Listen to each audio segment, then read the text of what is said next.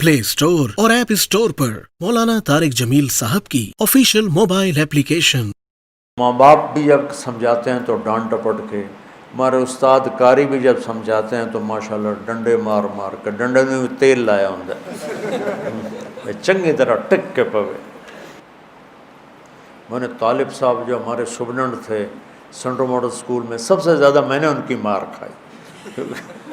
वो ऐसे टका के मारते थे ना, एक हाथ यहाँ रखते थे और इतना बड़ा होता था सेफ जिसमें वो सोटी पड़ी होती थी।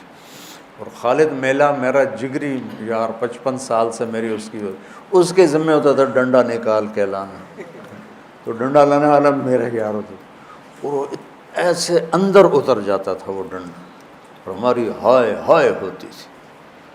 लेकिन वो एकदम फिल्म देख कर आए मैं और जावेद नज़ीर मरहूम फौत हो गया, तो वो थोड़ा आगे था, वो भागा भागा जाके बिस्तर पे लेट गया उल्टा होके कि मैं तो सुता पे। मैं थोड़ा पीछे था तो मैं बरामदे में ही पकड़ा गया, मुझे जुम मारा। अभी बयान करके मुझे ज़रबें याद आ रही हैं।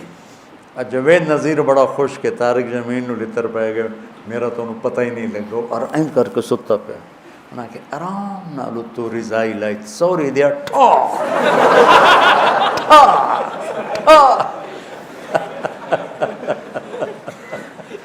ये बहुत गलत तरीका है, बहुत गलत तरीका, पता नहीं कहाँ से आ गया। दीनी मदरसों का भी यही हाल है और ये स्कूलों का भी यही हाल है और माँ बाप का भी यही हाल है कि माँ बाप अपनी बात उतारना चाहते हैं डंडे के साथ, शिद्दत के साथ, सख्ती के साथ। कई दफ़ा मेरे पास मासूम बच्चियाँ बच्चे जो वो मेरे नंबर, मेरा पर्चा अच्छा नहीं हुआ, अब मेरे नंबर थोड़े आएंगे, मेरे माँ बाप मुझे बहुत डांटेंगे, मैं क्या करूं? मैंने कहा पुत्र मैं क्या करूं, कोई दम ज़रूर पड़ा, कोई तो तावीज़ दे माँ। वो नादान माँ बाप हैं जो बच्चों को कम नंबर आने पर डांटते हैं। इन वालिदैन ने अपनी सबसे कीमती दौलत बर्बाद कर दी, ए पर, बी पर, सी पर।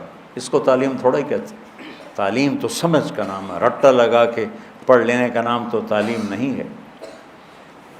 हमारा दोस्त था अनपढ़ और वो बहुत बड़ा कारोबारी, समझ का ताल्लुक़ पढ़ाई से नहीं, तो उसने कपड़े के शर्ट्स की दुकान खोली। तो उसकी बीवी पढ़ी लिखी थी, उसने कहा देखो 1 shirt for 1 pound and 3 shirts for 2 pound, ये तू याद कर ले, जोड़ा गा कब तो ये आखना है। ठीक है।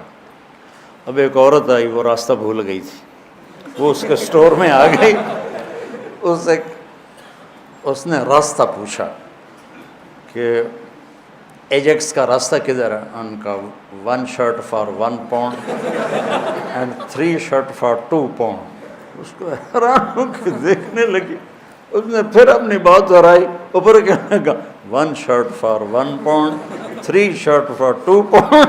वो हंसती बाहर गई, एक बंदरू लेके आई, उसने उसको बताया तो उसने कहा ये तुमसे शर्ट नहीं खरीद रही, ये भूल गई है, तुमसे रास्ता पूछ रही है और तुम मुझसे 1 shirt for 1 pound बता रहे हो। तो ये कह रही है कि इसे कहो मेरे घर आ जाया करे, मैं इसे मुफ्त में अंग्रेज़ी पढ़ा दूँगी।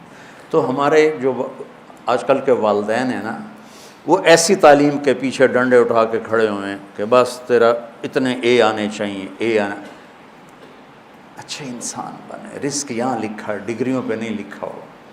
हमारे वालिदैन ने बच्चों को मरीज़ बना दिया, उन्होंने डिप्रेशन में का शिकार कर दिया, प्रेशर डाल डाल के। हमारे वालिदैन ने पढ़ाया से पर प्रेशर नहीं डाला, क्योंकि हम तो हॉस्टल में रहते थे। एक दफ़ा गवर्नमेंट कॉलेज लाहौर माशाल्लाह मेरे 1000 में से 90 नंबर आए।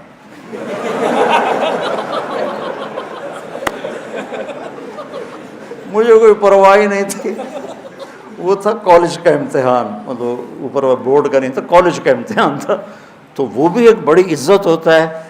मैं बड़े फ़ख्र से बताता, कोई है जिंदे 1090 आए होने, मेरे आए। तो हिदायत होता है किसी को प्यार मोहब्बत से समझा के انجام بتانا ہے۔ ہمارے بچے تو ذبح ہو گئے اسکولوں پر اور پڑھائیوں پر اور ٹیوٹر اور ٹیوشن سینٹر، ان بیچاروں کی جو پنپنے کی عمر تھی، بڑھوتری کی اور عقل کی گروتھ کی عمر تھی، وہ ساری برباد ہو جاتی۔ تو جو ہی سر نکالتے ہیں نافرمان ہوتے، چونکہ ان کے جو نیورونز ہوتے ہیں وہ 3 سال کی عمر میں اسکول جاتے ہیں، وہ جلنا شروع ہو جاتے ہیں۔ اسی میں پیچھے سے کرنٹ زیادہ آ جائے تو یہ پھٹ جائیں گے، ٹوٹ جائیں گے۔ جب 3-4 سال کے بچے پر کتابوں کا بوجھ لادا جاتا ہے، پھر ماں باپ کا پریشر ہوتا ہے، تو ان کے نیورون کہتے ہیں دماغی سیل، وہ جل جاتے ہیں، پھٹ جاتے ہیں۔ پھر جو بڑے ہوتے ہیں نہ ماں باپ کی سمجھتے ہیں نہ کسی اور کی سمجھتے ہیں، وہ اپنی کرتے ہیں، اپنی موج میں ہوتے ہیں۔ ہدایت محبت سے، پیار سے کسی کو بتا دینا، آگے وہ لے لے تو ٹھیک ہے، نہ لے تو میرا ذمہ ختم ہو گیا۔ ھذا بلاغ للناس۔ یہ قرآن چونکہ عربوں پہ اترا ہے، ان کی زبان میں اترا ہے، ان کی معاشرت کو سامنے رکھ کے اترا ہے، تو ان کے اندر میں اتر گئی بات۔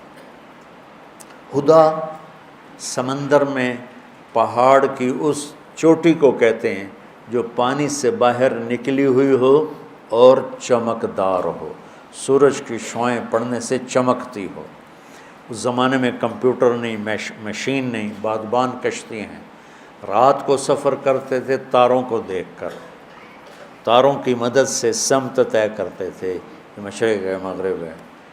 صحرا میں اب بھی آبادی ہے، سعودی کے، قطر کے۔ تو میں نے ایک بدو سے پوچھا جو صحرا میں رہتا ہے کہ تم لوگ تو ریت ہی ریت، راستہ کیسے پہچانتے؟ ویسے چلتے ہیں جیسے لکھا ہوتا ہے لاہور 90 کلومیٹر، اس طرح چلتے ہیں ریت۔ تو کہا ہم ستاروں کا علم جانتے ہیں، ہم ستاروں کو دیکھ کے چلتے ہیں۔ پر دن میں وہ اتنا ہمارے اندر ہوتا ہے کہ ہم اس کے مطابق چلتے رہتے ہیں۔ رات کو چلتے تھے ستاروں کو دیکھ کر، اور دن میں چلتے تھے ان روشن چوٹیوں کو دیکھ کر کہ یہ جگہ جگہ تھیں، اور انہوں نے ان کو متعین کیا تھا یہاں سے جدہ مڑنا ہے، یہاں سے یمبو مڑنا ہے، یہاں سے عدن مڑنا ہے، یہاں سے عقبہ مڑنا ہے۔ تو وہ ان نشانیوں کو اگر کھو دیتے تھے تو بھٹک جاتے تھے، اور اس زمانے میں کوئی مواصلات نہیں تھے کہ بھئی ہم بھٹک گئے ہماری مدد کو پہنچو، ایسا تو پھر وہ کشتیاں برباد ہو جاتی تھیں۔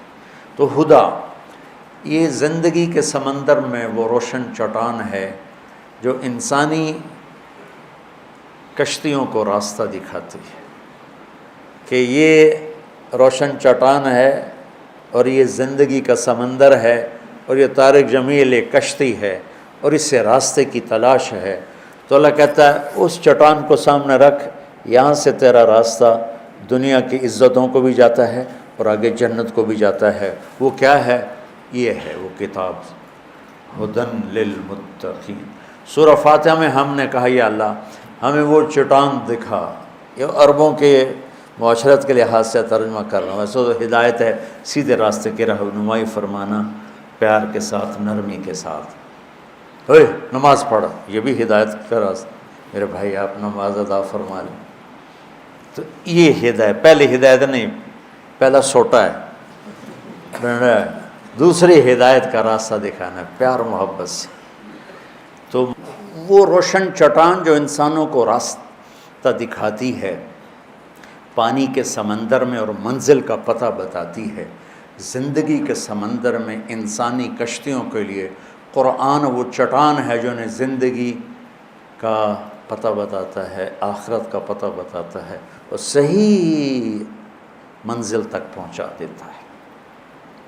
جب اللہ نے ہم نے اللہ سے دعا مانگی یا اللہ میں ہدایت دے، تو اللہ نے ہماری دعا قبول کر کے فرمایا الف لام میم ذالک الکتاب لا ریب فیہ ھدی للمتقین۔ لو تم نے مجھ سے ہدایت مانگی تھی نا، تو لو یہ کتاب آ گئی، یہ ہدایت کا ذریعہ ہے، یہ ہدایت کا سامان اور سبب ہے۔ اور یہ ذالک الکتاب لا ریب فیہ میں ایسا دعویٰ ہے جو کائنات میں نہ کوئی کر سکتا ہے، نہ کرے گا، نہ کسی کے بس میں ہے سوائے اللہ کے۔ جو کچھ اس میں لکھا ہے اس میں کوئی شک نہیں۔